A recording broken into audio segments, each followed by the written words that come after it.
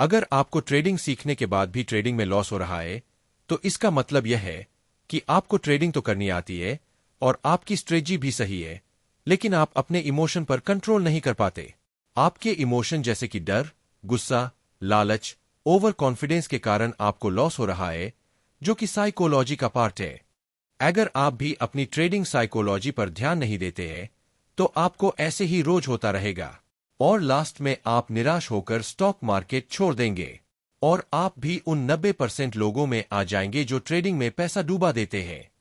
अगर आज आपने इस वीडियो को ध्यान से समझकर अपनी ट्रेडिंग साइकोलॉजी को ठीक कर लिया, अपने इमोशन पर कंट्रोल करना सीख लिया, तो आप भी ट्रेडिंग से अच्छे पैसे कमा पाएंगे और उन 10% लोगों में आ जाएंगे जो ट्रेडिंग से कमाते हैं, क्योंकि ट्रेडिंग में स्ट्रैटेजी केवल 50% ही काम करती है, बाकी 50% आपकी साइकोलॉजी ही काम करती है। दोस्तों, ट्रेडिंग साइकोलॉजी का मतलब माइंड सेट से है। जब आप ट्रेडिंग करते हैं, तो आपके इमोशन आपके ट्रेडिंग के हिसाब से बदलते रहते हैं। अगर आपको प्रॉफिट हो रहा होता है, तो आप खुश होते हैं, और अगर आपको लॉस हो रहा हो, तो आप दुखी होते हैं और आपको गुस्सा आता है। यह इमोशन तो नेचुरल है, लेकिन जब आप एक इमोशन की वजह से गलत निर्णय ले लेते, जैसे कि गुस्से में ट्रेड लेना या यह सोचकर ट्रेन लेना कि आपको अपना लॉस रिकवर करना है, तो ऐसी स्थिति में आप गलत निर्णय ले लेते हैं और यह गलत ही आपका लॉस करवाते हैं। इस बात को अब एक एग्जाम्पल लेकर समझते हैं। आपने 5,000 लगाकर एक ट्रेड लिया, उस ट्रेड में आपको प्रॉफिट होने लगा और आपका पैसा बढ़कर 7,000 हो गया।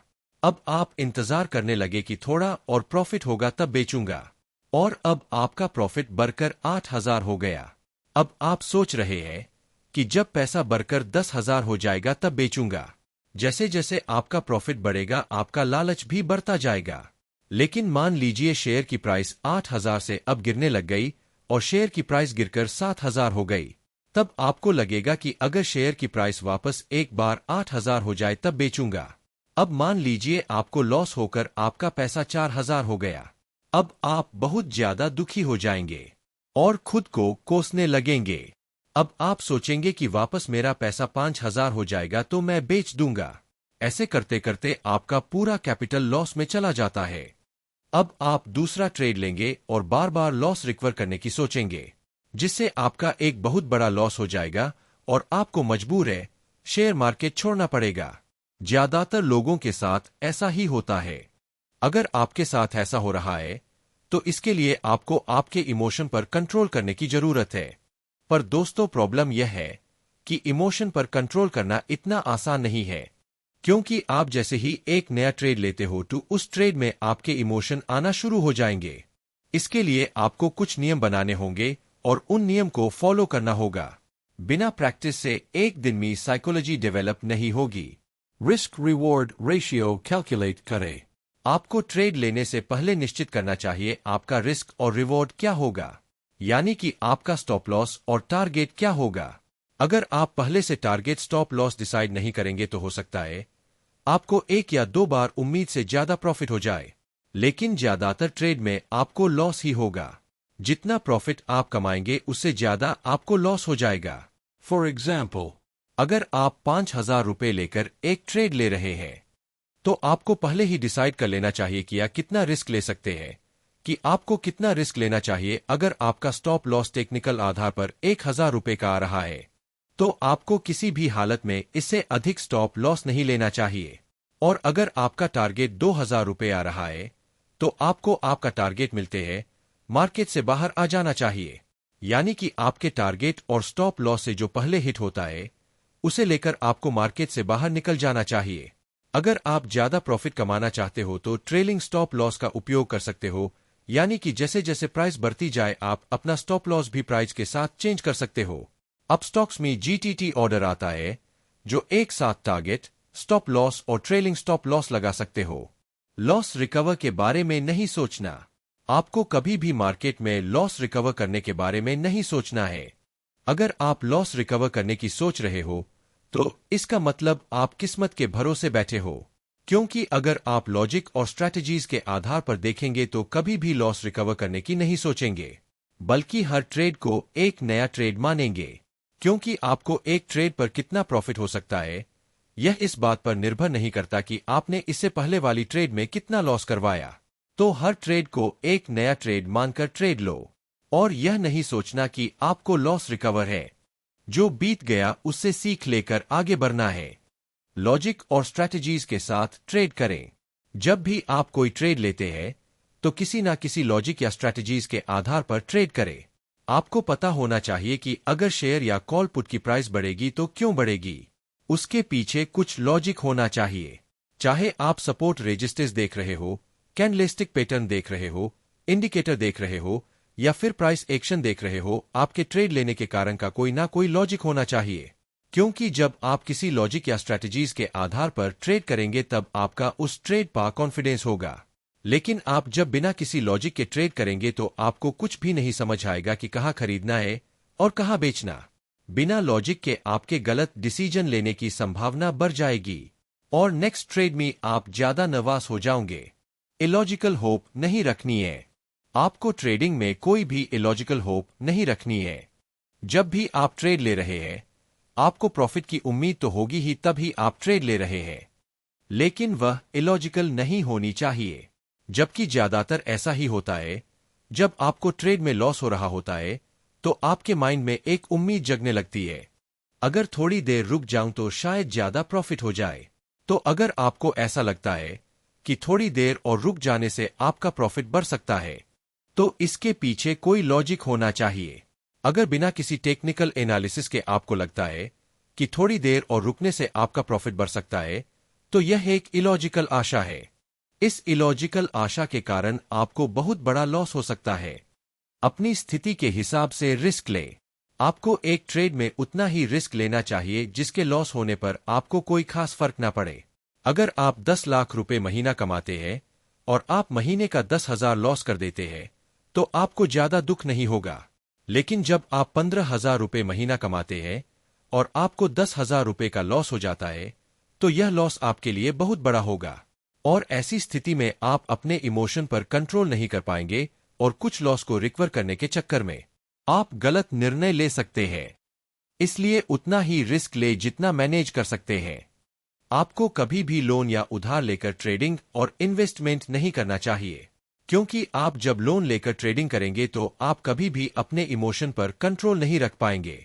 जैसे ही आपको लॉस होने लगेगा आप डर जाएंगे और लॉस में ही उसको सेल कर देंगे। अपने ट्रेड पहले से ही तय करें। आपको एक दिन में कितने ट्रेड लेने हैं यह भी आपको पहले से ही डिसाइड कर लेना चाहिए।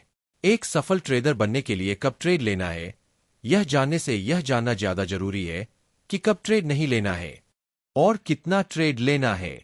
क्योंकि ट्रेडिंग में आपको 70% टाइम इंतजार करना होता है जबकि 30% टाइम ही आपको ट्रेड करना होता है।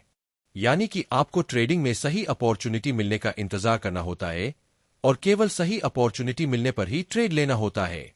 अगर आप एक नए ट्रेडर हैं तो आपको यह पहले से डिसाइड कर लेना चाहिए कि आपको एक दिन में कितने ट्रेड लेने हैं, क्योंकि कुछ लोग दिन भर बार बार ट्रेड लेते रहते हैं जिसके कारण उनको एक बहुत बड़ा लॉस हो जाता है। ओवर ट्रेडिंग नहीं करना है। रिस्क को मैनेज करें। आपको अपने रिस्क को मैनेज करना है, मतलब स्टॉप लॉस लगाने के अलावा भी जब आप ट्रेड ले रहे हैं तब आपको अपनी पोजीशन का साइज भी एक साथ नहीं बढ़ाना है। For example, अगर आपने 5,000 रुपए लगाकर ट्रेडिंग शुरू की तो हो सकता है आपको पहले दिन ही 100% रिटर्न मिल जाए और आपका पैसा डबल यानी कि 10,000 हो जाए। अब ऐसा होने पर ज्यादातर ट्रेडर क्या करते हैं कि वह पूरे 10,000 लगाकर अगले दिन ट्रेड करते हैं।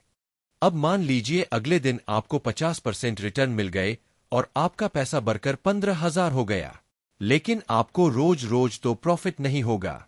एक दिन तो आपका लॉस होगा ही। जिस दिन आपको लॉस होगा उस दिन आपका पूरा कैपिटल खाली हो जाएगा, क्योंकि आप पूरे पैसे ट्रेड में लगाते हैं। तो आपको आपकी पोजीशन का साइज एकदम से नहीं बढ़ाना है। आपको शुरुआत में एक लोट से ट्रेड करना है और जैसे जैसे आपका का कैपिटल बढ़ता है उस कैपिटल से आपको एक दिन में 30% ही ट्रेडिंग में उपयोग करना है।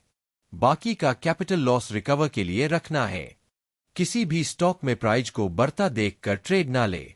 अगर किसी स्टॉक प्राइस बढ़ रही है तो उसमें यह सोचकर ट्रेड ना ले कि इसकी प्राइस बढ़ रही है तो ट्रेड ले लेता हूं, मुझे भी प्रॉफिट हो जाएगा।